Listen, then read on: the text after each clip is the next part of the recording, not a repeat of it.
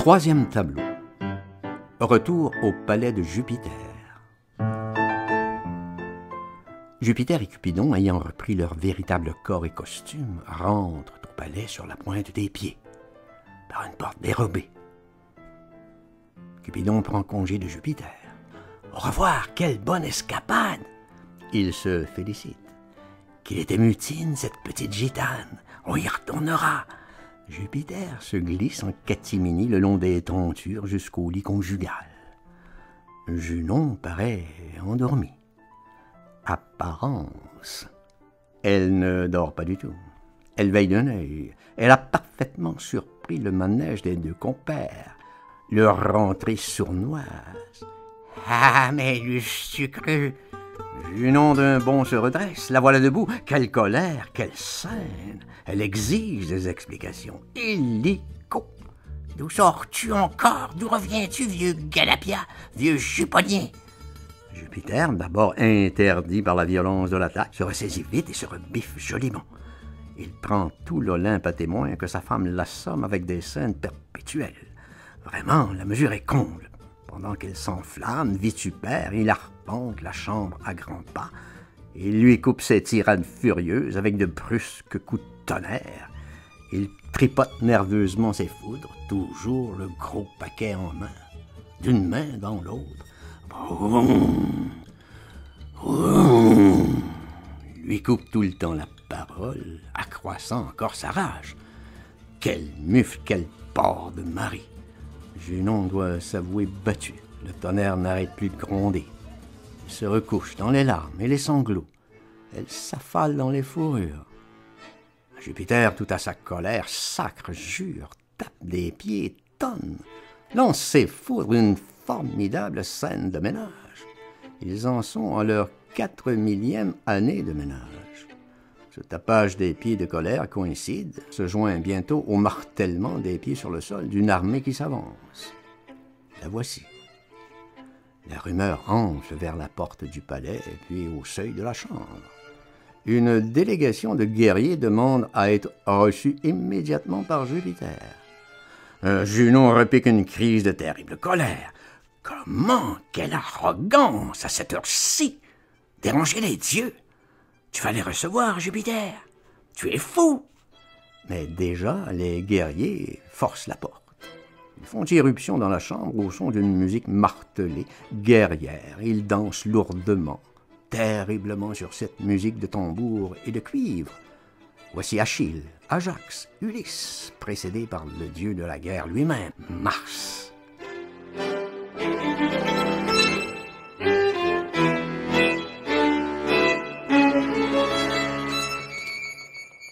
D'autres généraux escortent ces grands chefs. Furieux tous, ils donnent par leur danse de grands signes de mécontentement et d'impatience. Et dans quel état ils se sont mis, éclopés, perclus, boitants, borgnes, couverts de blessures, d'emplâtres, de bandelettes pitoyables et épouvantables à voir. Ils dansent tout de même leur danse guerrière, la pyrrhique, mais avec de très douloureux élans et contorsions bien grotesques. Ils dansent une ronde autour de Mars. Ils dansent de fureur et de revendication, et puis autour du lit de Jupiter et de Junon. Ah, ils ne sont pas contents. Junon non plus n'est pas contente. Leur fureur, leur imprécation s'entrecroisent. Mais Junon, debout sur la couche, est encore plus furieuse que tous les généraux. Elle est dérangée à cette heure-ci. Et puis voici les femmes qui surviennent, toutes les femmes du corps de ballet qui se joignent à la danse des généraux, qu'elles sarabandent dans la chambre de Junon. Les danseuses ont forcé l'entrée de la chambre. Ce sont les suivantes de Vénus, le corps de ballet de la beauté, toutes belles à ravir et toutes amoureuses des généraux. L'une d'elles, surtout, Érythre, est tout de suite remarquée. La plus vibrante, la plus lyrique, la plus ensorcelante de toutes. Érythre est amoureuse du bouillant général Achille. Toutes d'ailleurs sont despotiquement amoureuses de tous les généraux, même des plus éclopés, des plus emplâtrés, enrobés, bandagés dans tous les sens. Elles sautent à leur cou, s'y suspendent. Elles ne veulent plus entendre parler d'autres projets de campagne, de bataille, de revanche. Encore d'autres combats féroces? Jamais! N'êtes-vous pas ainsi suffisamment corrigé, perclus? On l'est dit pour toujours. Mais les généraux ne l'entendent pas du tout ainsi. Ils veulent leur revanche. Ils l'auront magnifique, suprême, terrible, super glorieuse. Les amoureuses se font brutalement rabrouer. Allez au large, les pleurnicheuses, la gloire est la plus impérieuse des maîtresses. En l'air, vous reviendrez un autre jour. Les pauvres amoureuses danseuses s'éloignent effrayées, meurtries, dansant une danse pathétique, douloureuse au possible. Achille surpasse encore les autres buteurs en méchanceté. Il se montre impitoyable envers la délicieuse Érythre. Il la rabroue d'une façon. Érythre, pourtant, se montre dans ses pas, ses variations, la plus charmante, la plus ensorcelante des danseuses étoiles. Rien ne touche Achille, qui rumine la honte de sa défaite et bouille de se venger du destin.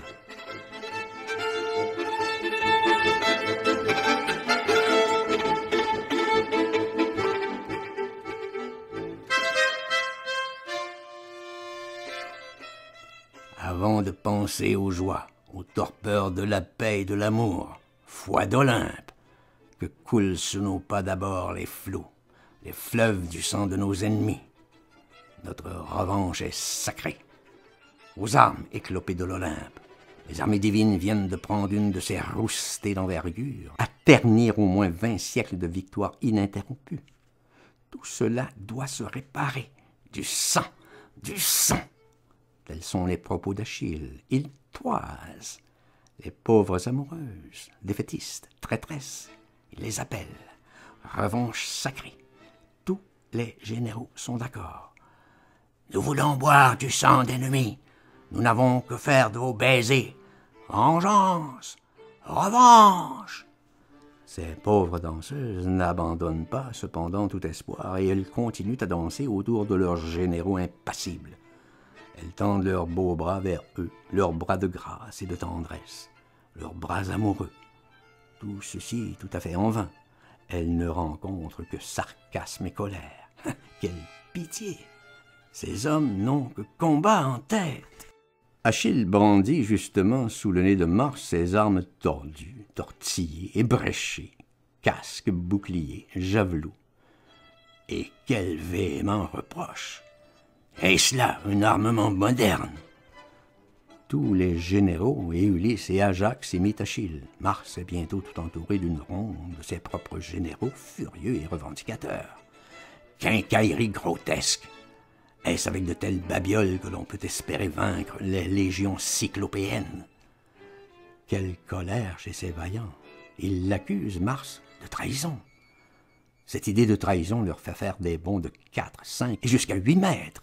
Dans leur furieux élan, ils déciment, fauchent à coups de cimetères ébréchés des rangs entiers de 5e colonne imaginaire. Pour un peu, ils décapiteraient aussi les pauvres danseuses. C'est une très haute et très coléreuse fantasia de dépit. Comment s'aventurer dans les combats modernes avec cette armurerie de pacotille, cette ferraille de carnaval, ces boucliers gondolants et friables, ces cuirasses écrasantes et molles, ces javelots fragiles et tordus? Quel arsenal et quelle misère!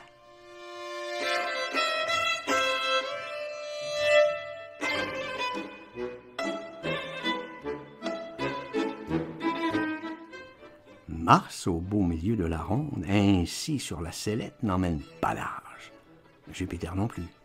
Qu'ils se justifient, nom de Dieu, les uns et les autres. Les généraux ne se laissent plus berner. Les responsables, faut des responsables. Et Vulcain, donc, ce fumiste. Quel sabotage en ses forges. Qu'on le traîne ici, celui-là. Il n'attend pas. Le voici. Il surgit de la coulisse en pleine cabriole personnelle, jonglant avec ses marteaux, son enclume, sa forge. On me demande. Me voici. Ah, pas effauché du tout, résolu à se rebiffer dur. C'est un costaud et il le montre. Boiteux de naissance, par exemple. Sa danse, ses allures sont cocasses. Allons, allons, à table, le gant. C'est lui qui provoque l'assistance. Vous me cherchez des raisons. C'est un dieu fier de ses muscles. Il déclenche le tonnerre d'une dégelée de coups de marteau au vol. Il broie une énorme forge qui s'éparpille en 1000 éclats, sans interrompre pour cela sa danse, son pas de force et d'adresse. Mais Achille et ses généraux ne sont pas impressionnés par cette performance magnifique. Ils te l'engueulent de plus belle. Grand farceur, bluffeur, dégoûtant. Tu peux jouer avec tes bricoles, elles sont faites pour ça, guignol, saltimbanque. Rien de sérieux dans tes usines. Au puce ton fatras, traître, au poteau. Vulcain se rebiffe. Et comment? Il n'accepte pas les outrages. Ah là là, pas du tout. Il empoigne tout son matériel, débris de forge, marteau, soufflet, croc, et de ses biceps formidables, il envoie tout ça promener. Projectile. C'est un bombardement terrible, et toujours en mesure, musique, et dans l'enchaînement, la furia. Et il leur passe quelque chose en plus par discours. Ils n'auront pas le dernier mot, ni le dernier projectile. Sa fabrication admirable. Voilà ce qui est sûr, 100%, impeccable, à la minute. Pas un poil d'acier qui manque, il ne tolère aucune critique. Allez vous faire empapaouter! Vulcain est très mauvais coucheur. Il prend la Junon à témoin que c'est les généraux, les gourdes, incapables, foireux, empapaoutés, transis, bigleux, trouillards, bafouilleux, blêmes. Voilà son explication. La langue pendue comme personne et les biscottos ad hoc. Ils sont empapaoutés. Voilà son invective finale. Je vous empapaoute tous. Et, dansant toujours, provoquant, faro, narquois, sa menace de s'envenimer terrible.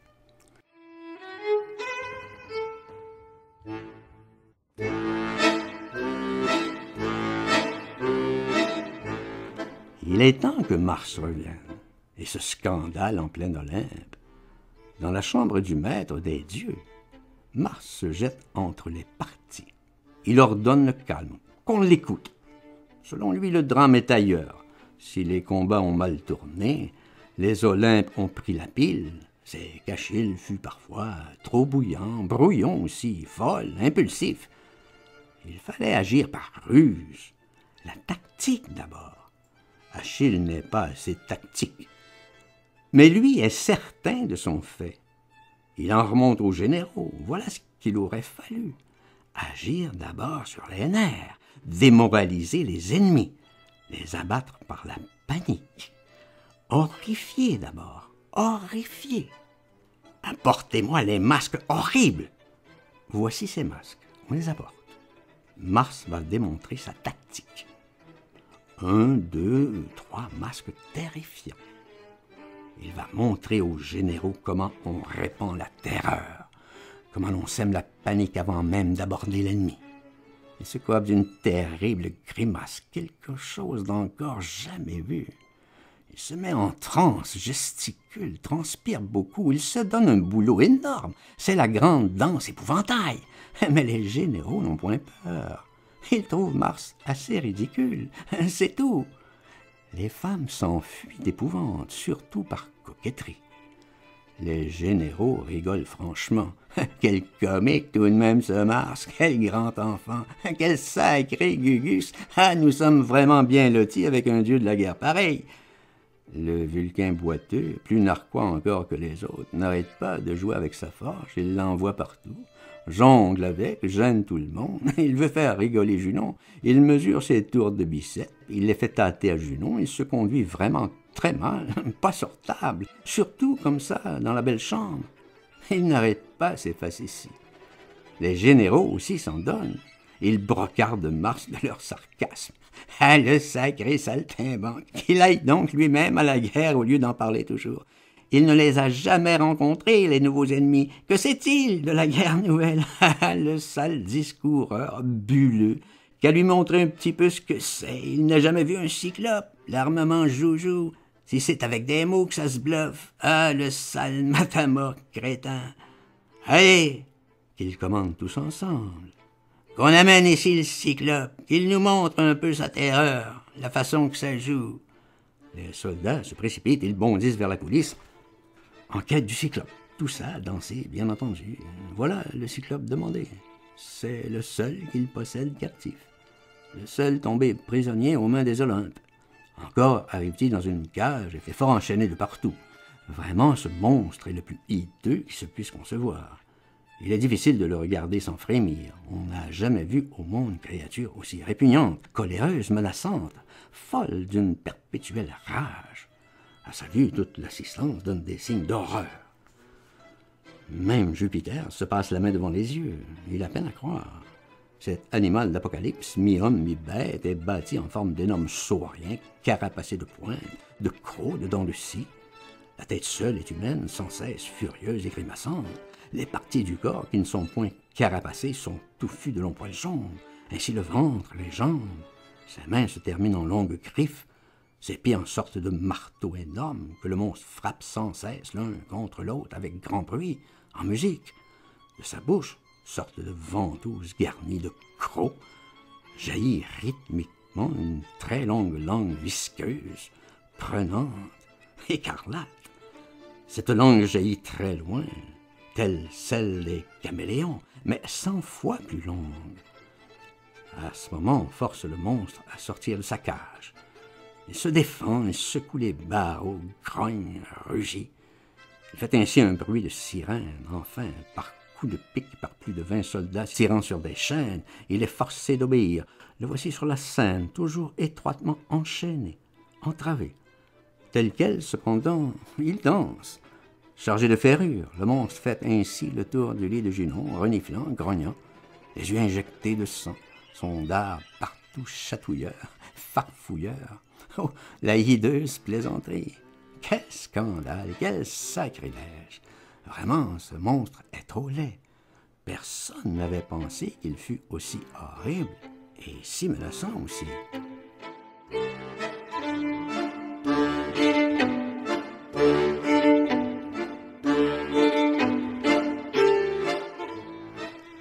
Les généraux ont l'avantage, n'ont-ils point prévenu Mars?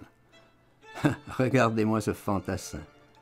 Le monstre n'arrête pas de danser. Il se plaît là, belle compagnie. Il grogne, rugit, menace, mais en manière de jeu plutôt. 20 hommes le retiennent, l'ariment, dansent avec lui.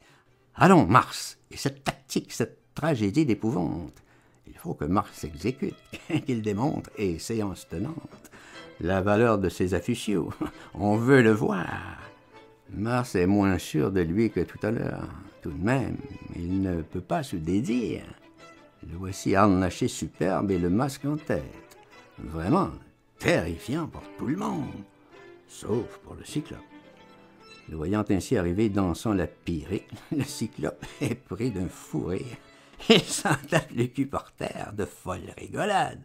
C'est un duo tous les deux, l'un pâmant par terre de rire, de surprise, que c'est trop bouffon la façon que Mars est trop drôle. Et Mars qui continue ses contorsions, le Cyclope finit de pouffer, il se relève, il imite Mars, ils dansent ensemble, il imite le dieu de la guerre. Ses mines, ses élans menaçants, il se moque de Mars. Et puis il s'énerve et va se jeter sur le dieu finalement. Il va le mettre en pièces. Les généraux s'élancent au secours de Mars, l'arrachent aux griffes du monstre qui l'enserre déjà. Les femmes se joignent aux généraux et les aident à délivrer Mars des griffes du Cyclope. Quelle honte, quel sinistre échec! Mars a été durement malmené, il suffoque, titube. Il va s'asseoir dans un coin sur son masque et ses bains blotteries. La stratégie déconfite. « Tu nous la copieras, Mars !» Après des efforts, toute l'assistance s'y donnant, le Cyclope est repoussé dans sa cage qu'on referme à quintuple tour de chaîne. Ouf! Adieu, généraux, danseuses, toute l'assistance respire. Mais quel spectacle, quel scandale, quelle honte! Tumultueuse discussion s'ensuit. Évidemment que les sabres, javelots, boucliers réglementaires ne sont plus que joujoux dérisoires, accessoires de cotillons pour conduire la guerre contre de tels monstres. Les cyclopes ne font qu'une bouchée, une risée de ces pacotilles. Ah, la situation est critique, tragique et bouffonne à la fois. Mars et ses généraux enragent, mais dansent cependant. Envers contre tout. La Pyrrhique, plus agressive, plus sauvage, plus vengeresse que jamais. Il se passe ainsi les nerfs et la frousse. C'est la danse de guerre 100%. Plutôt la mort dans l'honneur que la soumission au Cyclope. Mais les femmes ne partagent pas du tout la passion jusqu'aux boutistes des généraux. Ah, pas du tout. Elles le font bien voir. Assez de combats, assez de massacres, assez de guerres. Elles veulent la paix, toute la paix, et tout de suite. Elles veulent de l'amour et tout pour l'amour. Elles manifestent leur résistance en s'accrochant au cou des généraux et les empêchant ainsi de danser la furieuse Pyrrhique. Elle les enlace, elle les embrasse, elle les cajole tout en dansant. Elle contraignent les guerriers à entrer dans leurs pas, les oblige ainsi à moins de furie et à plus de tendresse. La danse est ainsi tour à tour lascive, puis furieuse, mais les guerriers sont très résolus. Les deux danses rivalisent de caractère, les deux rondes sarabandent, s'affrontent, se séparent, se joignent. Les temps de la paix sont venus, assez de massacres, cyclope à cyclope. Au diable les combats! La paix, les caresses immédiatement, plus de polluement, plus de sacrifices, la bonne vie. Mais les guerriers ne veulent rien entendre, aucun compromis. Ils s'éloignent des femmes pour continuer à tressauter à l'autre bout de la scène. Encore plus furieux, ils grognent, rugissent et gesticulent, miment la revanche, les prochains combats. Mais la ronde des femmes entoure leur groupe. Oubliez donc ces sales cyclopes. Venez avec nous, grands dadais, gâcheurs, imbéciles. Et c'est un assaut des deux rondes, l'amoureuse et la belle liqueuse. Tout ce manège horripile Jupiter. La défaite des armées de l'Olympe ne le met point d'humeur plaisante. Et voici que sa colère monte. Assez, assez, il tempête. Que cette racaille aille manifester ailleurs. Quelle outrecuidance, quel culot! Hors d'ici, pleutre, couard, andouille. Et vous, filles en chasse! Sur ces mots, 3, 4 coups de foudre et de tonnerre. Les rondes se rompent, la fouille s'égaye, les rondes se dispersent.